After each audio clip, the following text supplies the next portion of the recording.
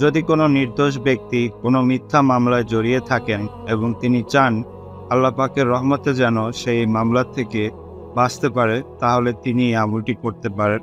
অথবা তার আত্মীয়র মধ্যে তার রক্তের সম্পর্কের কেউ, যেমন বাবা মা ভাই বোন, তাদের যে কেউ এই আমলটি তার জন্য করতে পারেন।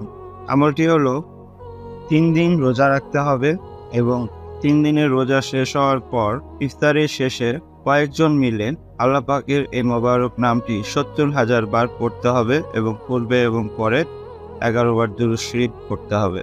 আর এভাবে করলে নিঃসন্দেহে আল্লাহ পাক তাকে এই মিথ্যা মামলা থেকে অব্যাহতি দিয়ে দিবেন। কিন্তু যদি এমন হয় যে 70,000 বার পড়া সম্ভব হচ্ছে না, তাহলে যার মামলা তিনি 3টি রোজা রাখবেন এবং এই 3 রোজা রাখা অবস্থায় প্রত্যেক নামাজের পর আল্লাহ পাকের এই মোবারক নামটি 70 বার পড়বেন।